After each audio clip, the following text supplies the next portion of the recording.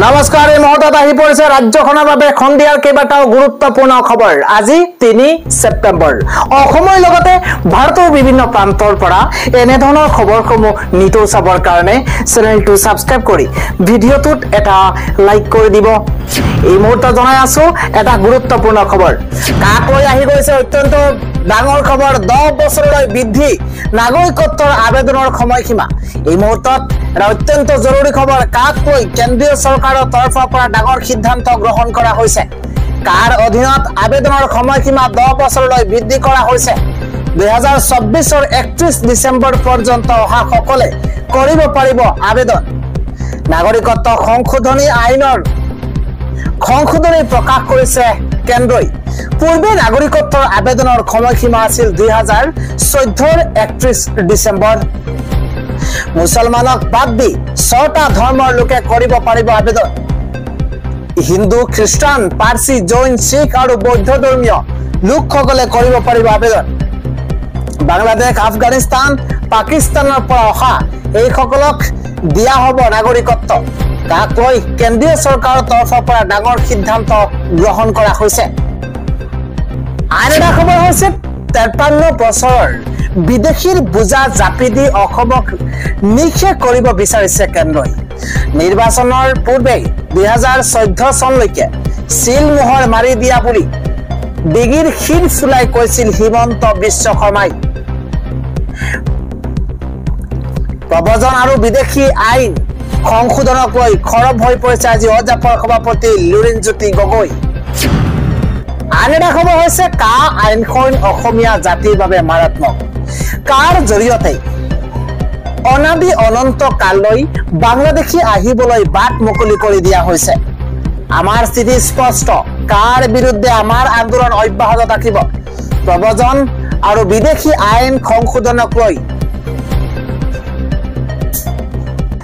ডাঙৰ মন্তব্য কৰিছে পলাশ চান্মাই।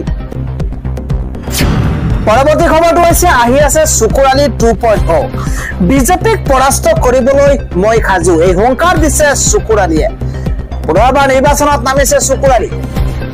লোকসভা বিধানসভাৰ পাছত এইবাৰ বিটিআৰ নিৰ্বাচনত চুকুৰালীৰ এন্ট্ৰি। বিটিআৰ নিৰ্বাচনৰ বাবে মনোনয়ন পত্ৰ দাখিল কৰিছে চুকুৰালীয়ে। নিৰ্বাচনী বতাহৰ বাবে হঠাৎ আবিৰ্ভাৱ চুকুৰালীৰ। এটা গুৰুত্বপূৰ্ণ খবৰ এই মুহূৰ্তত জনাৰ চেষ্টা কৰিছো। বিজেপি, বিপিএফ, ইউপিপিএলক পৰাস্ত কৰিবলৈ সাজু হৈ পৰিছে চুকুৰ আলী। বিটিচিৰ সকলো সমস্যাই মই সমাধান কৰি দিম, সকলোকে মাতি দিম। 20,000ৰো অধিক ভোটত মই নিৰ্বাচনত জয়ী হ'ম, জিকিম। মই 100% নিৰ্বাচনত জিকিম। মন্তব্য চুকুৰ আলীৰ। মই যলৈকে যাওঁ 500 মানুহ মোৰ বাবে ৰৈ থাকে। চুকুৰ আলীৰ 2.0 আহি আছে। প্ৰতিপক্ষৰ বুকু কঁপি উঠিব। বিজেপিক আমি বিদায় দিবই লাগিব। বিজেপিৰ কৰ্মী হিচাপেও মোক হাৰাশাস্তি কৰি থাকিল। বিজেপিৰ দিনত মই একোৱেই নাপালো। খেল খেলিবলৈ মই সাজু, সকলোৱে দেখিব। এইদৰে মন্তব্য কৰিছে এসময়ৰ বিজেপিৰ ষ্টাৰ কেম্পেইনাৰ চুকুৰ আলীয়ে। আজিৰ সন্ধিয়াৰ পৰৱৰ্তী ডাঙৰ খবৰ লুৰিণজ্যোতি গগৈ কোন? জমিয়তৰ কথা কবলৈ ক'ত সাহস পালে লুৰিণজ্যোতি গগৈয়ে? মাদানীক গ্ৰেপ্তাৰ কৰিব লাগে বুলি কবলৈ লুৰিণজ্যোতি কোন হয়? এই মুহূৰ্তত জনাই আছো ডাঙৰ খবৰ। মেহমুদ মাদানী অসমলৈ অহাটো অপৰাধ নেকি? কিহৰ ভিত্তিত মাদানীক গ্ৰেপ্তাৰ কৰিব লাগে? লুৰিণজ্যোতি গগৈ কোন হয়? লুৰিণজ্যোতি গগৈক উভতি ধৰিছে AIUDF-এ। মুছলমানৰ শত্ৰু অসম জাতীয় পৰিষদ। বিজেপিয়ে পোনপটীয়াকৈ শত্ৰুতা কৰে। অজাপে পিছফালৰ পৰা শত্ৰুতা কৰে। মুছলমানৰ পেট আৰু পিঠি দেৱালত লাগি গৈছে। পিছলৈ যাবলৈ আৰু ঠাই নাই। লুৰিণজ্যোতি কাৰ লগত আছে? লুৰিৰে নিজৰ কাম কৰক। জমিয়তৰ কথা কবলৈ ক'ত সাহস পালে লুৰিণজ্যোতি গগৈয়ে? লুৰিণজ্যোতি গগৈৰ বিৰুদ্ধে খৰব হৈ পৰিছে AIUDF। মেহমুদ মাদানী অসমলৈ অহাটো অপৰাধ নেকি বুলি মন্তব্য। আন এটা ডাঙৰ খবৰ ADRক লৈ ডাঙৰ খবৰ এই মুহূৰ্তত আহি পৰিছে। 11 বজাৰ লগে লগে আৰম্ভ হৈ গ'ল প্ৰক্ৰিয়া। এই মুহূৰ্তত এটা বিগ ব্ৰেকিং নিউজ। ADRক লৈ অসমত আহি গৈছে অত্যন্ত ডাঙৰ খবৰ। হাজাৰ হাজাৰ ADR প্ৰত্যাশী লৈ আহি গৈছে জাননী। এই মুহূৰ্তত 11 বজাৰ লগে লগে আৰম্ভ হৈ গৈছে প্ৰক্ৰিয়া। মৌখিক সাক্ষাৎকাৰ নথি পৰীক্ষণৰ তাৰিখ ঘোষণা। 9 ছেপ্টেম্বৰৰ পৰা ৰাজ্যজুৰি হ'ব এই প্ৰক্ৰিয়া চতুৰ্থ বৰ্গৰ উত্তীৰ্ণসকলে এতিয়াই চাওক পৰীক্ষাৰ স্থান চতুৰ্থ বৰ্গৰ উত্তীৰ্ণসকলে এতিয়াই স্থান পৰীক্ষা কৰক সাইট হৈছে sevaonline.org এই ওয়েবসাইটত গৈ পৰীক্ষা কৰিব পাৰিব পৰীক্ষাৰ স্থান তাৰিখ সময় সকলো চাব পাৰিব ওয়েবসাইটত ৰোল নম্বৰৰ জৰিয়তে চাব পাৰিব সবিশেষ আন এটা খবৰ হৈছে ৰাজ্যৰ মহিলাসকলক উদ্দেশ্যি ৰাজ্যৰ মুখ্যমন্ত্ৰী হিমন্ত বিশ্ব শৰ্মাই ডাঙৰ ঘোষণা কৰিছে মুখ্যমন্ত্ৰী গৰাকীয়ে কয় যে আল্লাহে বাচ্চা দিয়া বুলি কলে নাপাব এতিয়া চৰকাৰৰ 10,000 টকা এই ঘোষণা আজি ৰাজ্যৰ মুখ্যমন্ত্ৰী হিমন্ত বিশ্ব শৰ্মাই আল্লাহক দুখ দিয়া মহিলাই নাপাব 10,000 টকা পকিয়াই দিছে ৰাজ্যৰ মুখ্যমন্ত্ৰী হিমন্ত বিশ্ব শৰ্মাই তিনিটাৰ ওপৰত সন্তান দিয়া মহিলাই নাপাব লাখপতি বাইদেউ ধন লাখপতি আঁচনি ধন নাপাব ডাঙৰ ঘোষণা কৰিছে মুখ্যমন্ত্ৰী হিমন্ত বিশ্ব শৰ্মাই আল্লাহক কোনেও দুখ নিদিব আল্লাহে কাকো বাচ্চা নিদিয়ে কোনেও নকব আল্লাহৰ ওপৰত পৰা বাচ্চা দি আছে পতি পত্নীৰ জৰিয়তে যি হয় সেয়া বাস্তৱ আল্লাহে বাচ্চাৰ ওপৰত দিয়া ওপৰৰ পৰা নিদিয়ে এই মন্তব্য কৰিছে মুখ্যমন্ত্ৰী হিমন্ত বিশ্ব শৰ্মাই তিনিটা ল'ৰা ছোৱালী থকালৈকে ঠিকই আছে কিন্তু চাৰিটাৰ পৰা মহিলাই নাপাব কোনো ধৰণৰ চৰকাৰী আঁচনিৰ ধন এই সকিনি ৰাজ্যৰ মুখ্যমন্ত্ৰী হিমন্ত বিশ্ব শৰ্মাই চাৰিটা ল'ৰা ছোৱালী থকা মহিলাই ব্যৱসায় বাণিজ্য কৰিব নোৱাৰিব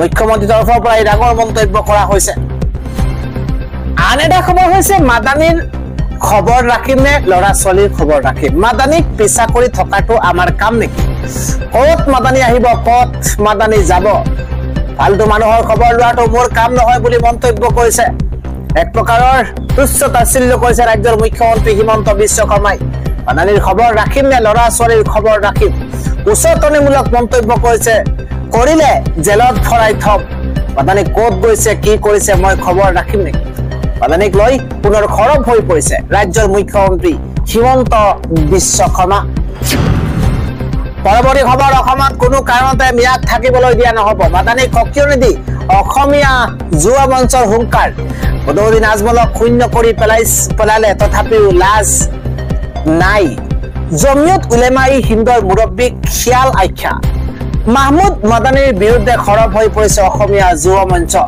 এটা গুৰুত্বপূৰ্ণ খবৰ এই মুহূৰ্তত জনোৱাৰ চেষ্টা কৰিছো বাংলাদেশীক ৰক্ষণাবেক্ষণ দিয়া মাদানীক বাংলাদেশলৈ পঠাব লাগে তীব্ৰ ভাষাৰে গালিগালাজ কৰাৰ পাছতো অসমলৈ আহিছে বদৌদিনৰ লগতে মাদানীৰো লাজ নাই অবৈধ বাংলাদেশীক লৈ আমাৰ শত্ৰুতা আছে খিলঞ্জীয়া মুছলমানৰ লগত আমাৰ শত্ৰুতা নাই খিলঞ্জীয়া হিন্দু মুছলমান আমি ভাই ভাই আমি সদায় আছো আৰু সদায় থাকিম মাদানীৰ দৰে মানুহে আহি জুই লগাব বিচাৰিছে জুই লগোৱা মানুহ অসমলৈ নাহিবলৈ শেষ কৰি দিয়া হৈছে বাংলাদেশী মিয়া মানে গাড়ী গৰু ড্ৰাগছৰ দুজনীৰ ইটা ভাটাত অভিযান চলাই অসমীয়া যুৱ মঞ্চই হুংকাৰ প্ৰদান কৰিছে বদৌদিন আজমলক শূন্য কৰি পেলাইছে তথাপিও লাজ নাই